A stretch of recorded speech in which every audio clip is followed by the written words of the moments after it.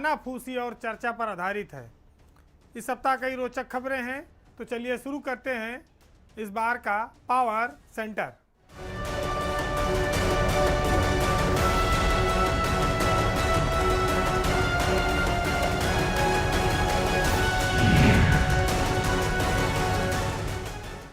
नल से पानी निकलता है, यह हर कोई जानता है, लेकिन यूपी में नल से शराब भी निकल सकती है। और ये चमत्कार हुआ है ललितपुर जिले में, कोतवाली है तालबेहट, वहाँ के गणेशपुर गांव में। उसके कई मजरे हैं जहाँ पर नल से शराब निकलती है, जितना हैंडपंप मारोगे उतना शराब निकलेगी। अब इसके पीछे लॉजिक ये है कि कोई दैवीय व्यवस्था नहीं है, ये मानव निर्मित सिस्टम है और कच्ची शराब और अवैध शराब बनाने वालों का खेल है। अच्छा, मामले का खुलासा तब हुआ जब ये अवैध शराब के खिलाफ अभियान चला।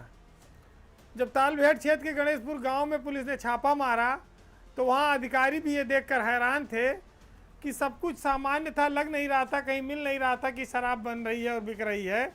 लेकिन चूँकि उमस बहुत ज़्यादा है और उमस से बेहाल थे पुलिस वाले, तो किसी ने कहा कि हैंडपंप चला लो। जब हैंडपंप चलाया गया तो उसमें से शराब निकलने लगी। अब इसके पीछे सेटिंग ये होती है कि कच्ची शराब बनाने वाले बड़े बड़े ड्रम में उसको ज़मीन के नीचे 10 फीट 15 फीट पे गाड़ देते हैं। सैकड़ों लीटर का ड्रम होता है और हैंडपंप से उसको ऊपर जोड़ देते हैं कि आम आदमी, पुलिस के अधिकारी, आबकारी विभाग ये समझे कि ये पानी देने वाला नल है और लोग इससे पानी पीते होंगे, उसके लिए लगा है घर के बाहर। लेकिन वाकई में वो नल पानी नहीं, शराब उगलता है। जब आप हैंडपंप पे हत्थे पे मारेंगे जय बार, उतना शराब निकलेगी। तो किसी को 1 गिलास, किसी को 2 गिलास, किसी को बोतल, किसी को क्वार्टर, किसी को अद्धा, जितनी ज़रूरत हो उतना हिसाब से बेचने वाला देता है। दिमाग की हिंदुस्तान में कमी नहीं है, और वैसे भी जिनका खुराफात में दिमाग लगता हो तो उसका तो वैसे कोई सानी नहीं है। पढ़ने लिखने में भले कमज़ोर हो, लेकिन बदमाशी में और खुराफात करने में हिंदुस्तानी और उत्तर प्रदेश के लोग कहीं कमज़ोर नहीं हैं। जब तक स्थानीय पुलिस नहीं चाहेगी ये धंधा बंद नहीं हो सकता, क्योंकि आबकारी विभाग के पास इतना ना तो संसाधन है, न गाड़ी है, न इतने जवान या सिपाही और दरोगा हैं कि वो पूरे ज़िले पे उससे कंट्रोल कर सके कच्ची शराब पर। ये तो स्थानीय स्तर पर जो थाने हैं, जो बीट दरोगा हैं, जो सिपाही हैं बीट के, उनको सब जानकारी रहती किस गांव में कच्ची शराब कहाँ बनती है, अवैध शराब, और कौन बनवाता और बिकवाता है, और उसके एवज में बाकायदा महीना आता है। तो ठीक है, तमाम नए तरीके ईजाद होते रहेंगे, लेकिन ये उम्मीद नहीं है कि इस धंधे पर रोक लगेगी, क्योंकि ये बदस्तूर जारी है और सबके लिए मुनाफे का धंधा है, तो कौन रोकना चाहेगा इसे। उत्तर प्रदेश के जो तराई के ज़िले हैं उनमें बाढ़ आई हुई है। सीतापुर के रेउसा के विधायक ज्ञान तिवारी भी बाढ़ पीड़ितों का दर्द जानने के लिए निकले थे। हालांकि कोई विधायक निकल नहीं रहा है, लेकिन निकले थे दर्द जानने और खुद फंस गए मझधार में। हुआ यह कि विधायक जी नाव पर बैठकर रेउसा इलाके में बाढ़ का निरीक्षण कर रहे थे, लेकिन उनकी नाव बीच मझधार में जाके फंस गई, बंद हो गई। अब विधायक जी का शरीर भी भारी भरकम है, नाव पे भी कई सारे लोग सवार थे। अब विधायक जी के जान के लाले पड़ गए, उनको कुछ नहीं सूझा, वो हनुमान चालीसा पढ़ने लगे कि बजरंग बली जान बचाओ। विधायक ज्ञान तिवारी की मदद के लिए प्रशासन की टीम भेजी गई और किसी तरह से उनकी जान बचाई गई। लेकिन ये हिम्मत की दाद देनी पड़ेगी विधायक के कि उन्होंने अपनी जनता का दुख दर्द जानने की कोशिश की।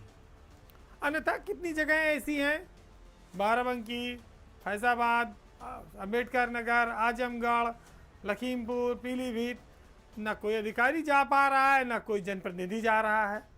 लोगों का राशन पानी बह गया है, लोगों के घर बह गए हैं, खाने के लिए व्यवस्था नहीं है, सोने के लिए चारपाई नहीं बची है।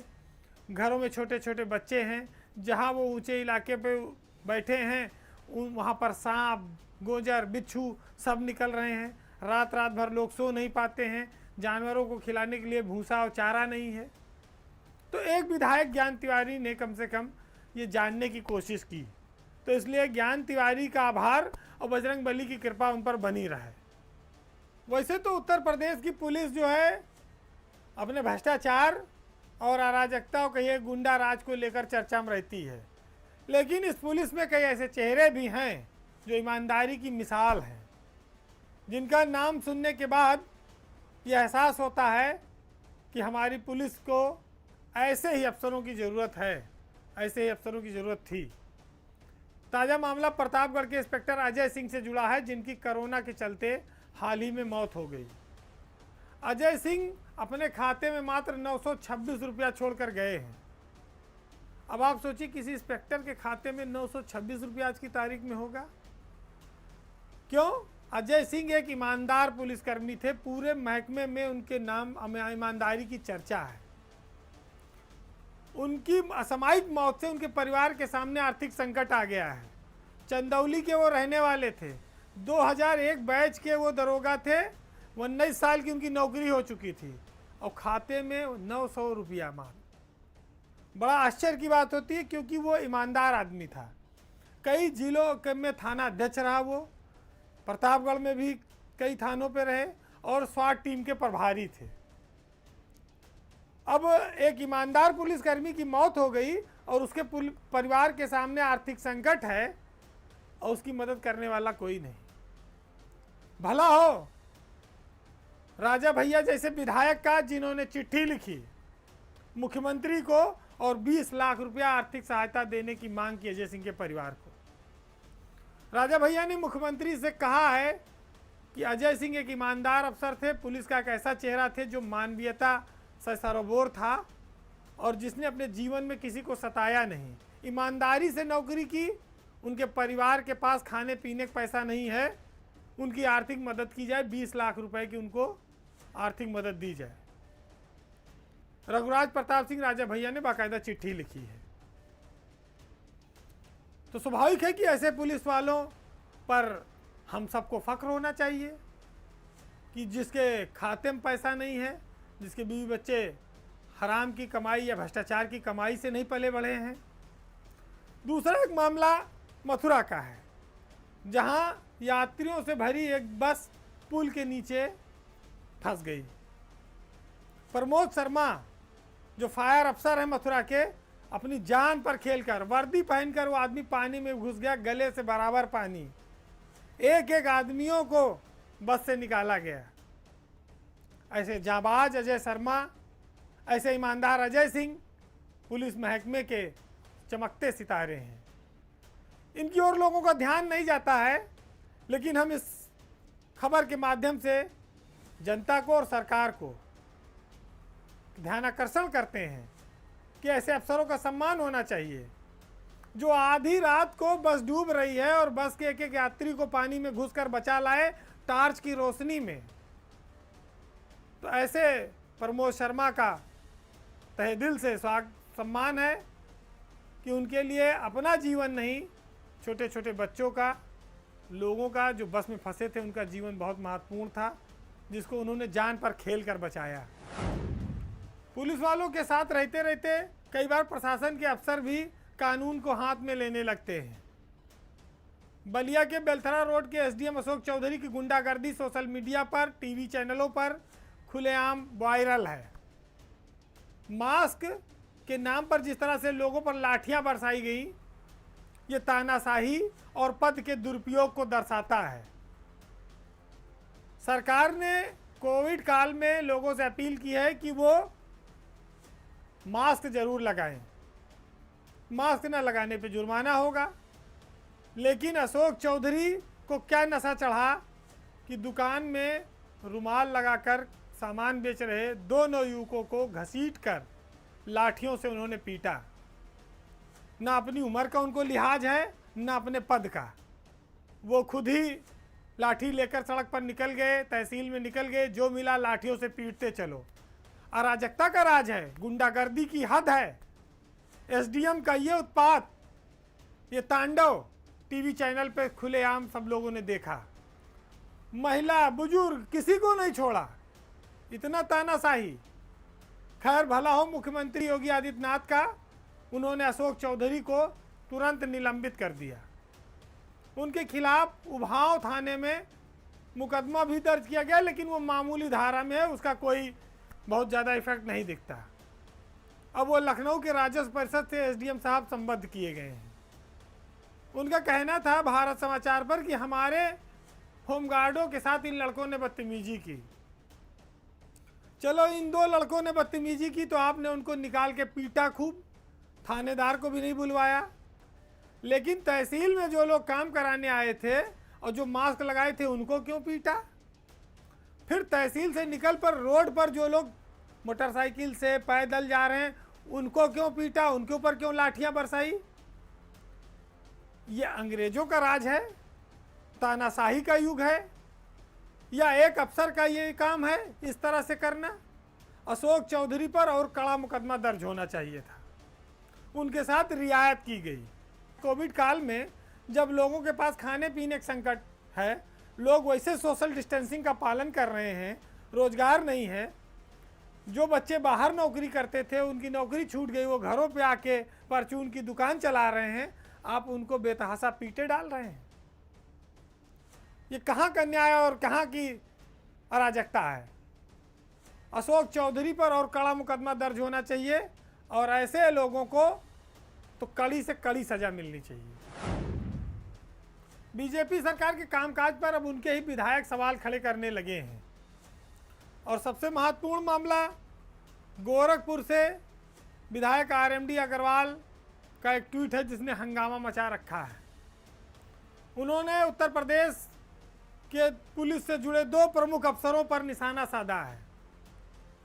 ट्वीट करके उन्होंने डीजीपी और अपर मुख्य सचिव गृह पर कानून व्यवस्था कायम करने में असफल होने का आरोप लगाया है।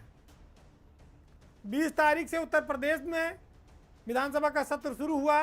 सत्र में जाने से पहले राधा मोहन दास ने ये ट्वीट मुख्यमंत्री को और दोनों डिप्टी सीएम को किया और जिसमें खुलेआम इन 2 अफसरों पर आरोप लगाया और मुख्यमंत्री से अपील की कि अब इनको हटाकर नए लोगों को लाया जाए। अपने आप में बड़ा आश्चर्यजनक था उनका ये ट्वीट और उनके इस ट्वीट से पूरी सरकार असहज हो गई।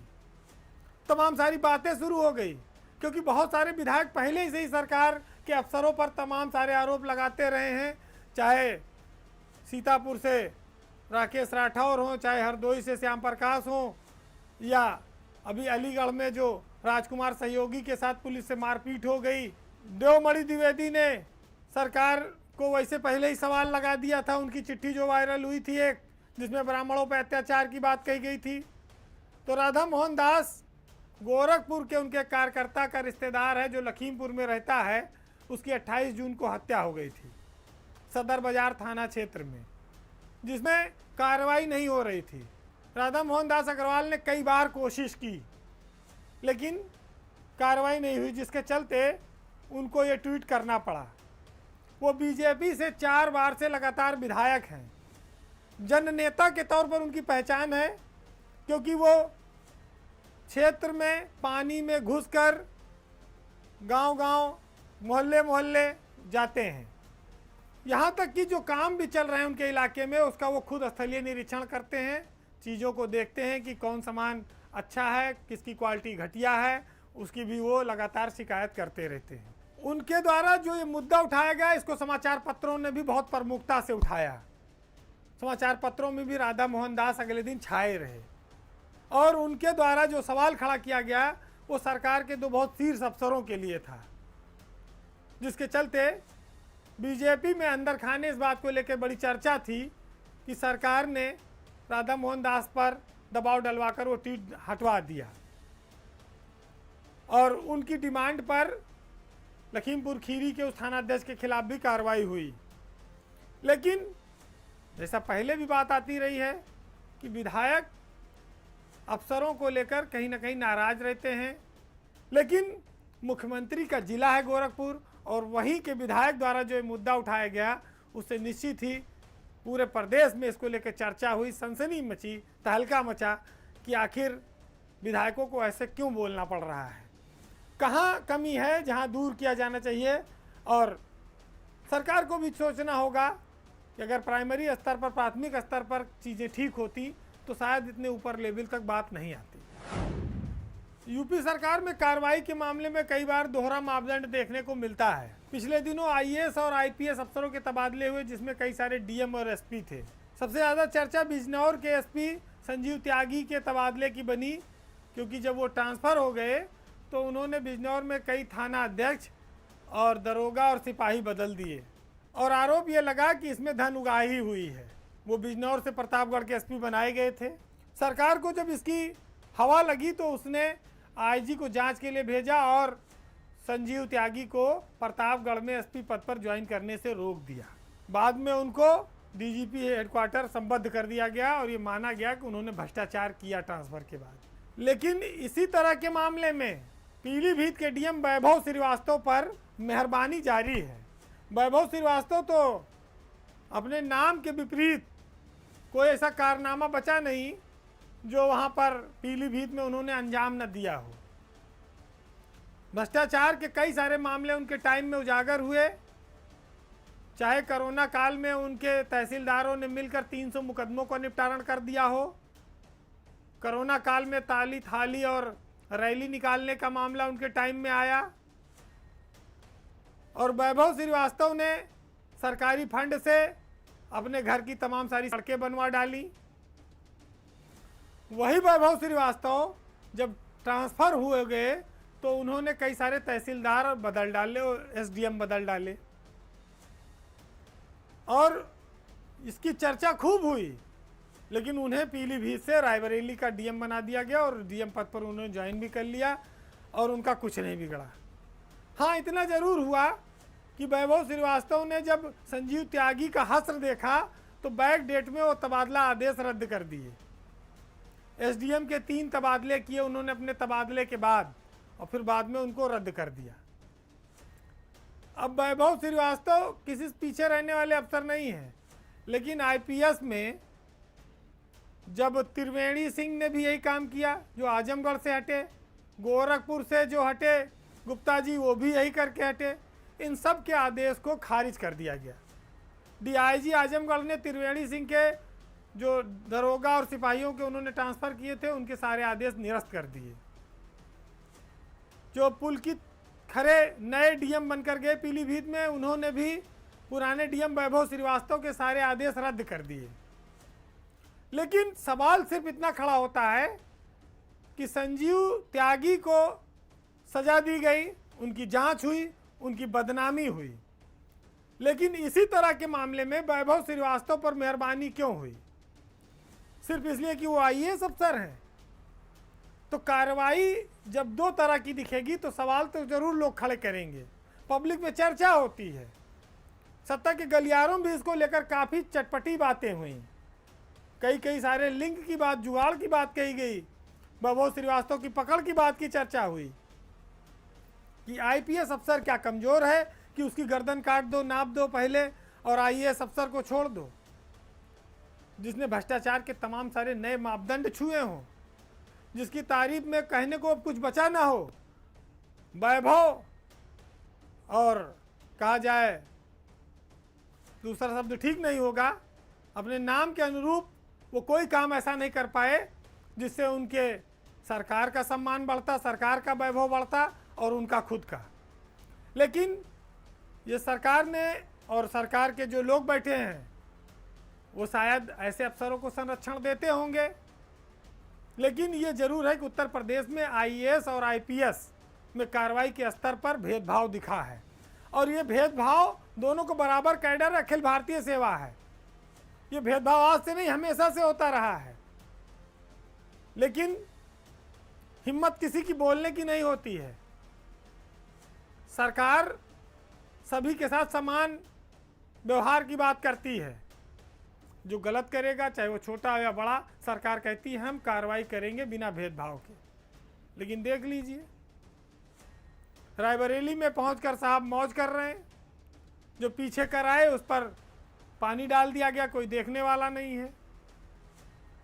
बहरहाल यूपी की ब्यूरोक्रेसी के तमाम सारे रंग हैं, खेल हैं, समय समय पर हम इनसे आपको रूबरू कराते रहेंगे। बहरहाल इस बार के पावर सेंटर में इतना ही। अगले सप्ताह आपसे फिर मुलाकात होगी, तब तक के लिए नमस्कार।